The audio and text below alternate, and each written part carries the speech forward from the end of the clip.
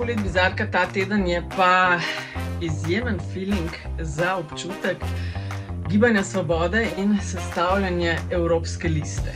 Potem, ko je v čudežnih okoliščinah izginil evropski poslanec Grošelj, je bil kot prvo ime predstavljen Aleksander Merlo, no potem pa nov razvoj dogodkov.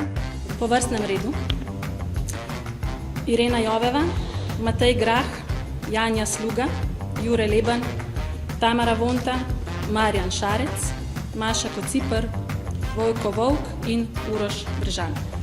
Ampak potem sem šla pa malo raziskovati zadevo, in je v bistvu čisto jasna postala. Merlo v italijanščini pomeni kos. Skozi v Gibanju Svoboda ali pa premier Golob nima najboljšega odnosa. ChatGPT sem vprašala in zdaj bom citirala in sem rekla, zakaj golobi ne marajo kosov? In piše naslednje, imajo pogosto konkurenčen odnos, torej konkurenca za hrano je razlog številka 1. Tako golobi kot kosi se pogosto prehranjujejo z enakimi vrstami hrane, ki jo najdejo v urbanih in parkovnih okoljih, in ta konkurenca lahko vodi do neprijateljstev. Razlog številka 2. Agresivno vedenje kosov. Kosi so znani po svoji agresivnosti in teritorialnosti.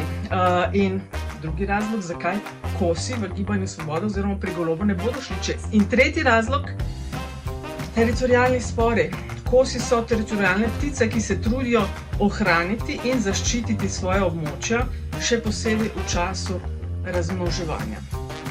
Torej, 3 razlogi, zakaj, če se pišete kos v kjerkoli jeziku, mogoče ne bo najboljš se povezovati s premierjem Golobom oziroma Gibanjem Svoboda.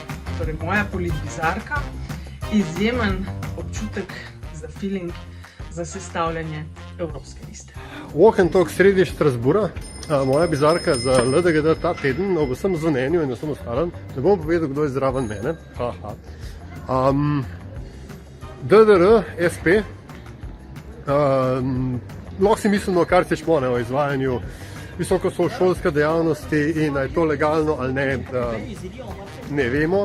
Ustavni sodnik ne sme opravljati poklica, citiram poklica, in pridobitne dejavnosti, razen dejavnosti visokošolskega učitelja. Ne zgleda, da ima ustavni sodnik SP, pa da ga jemeš.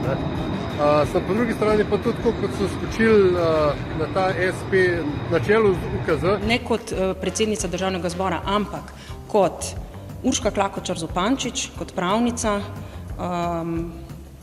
pozivala k ničemer, razen temu, da pričakujem odstop.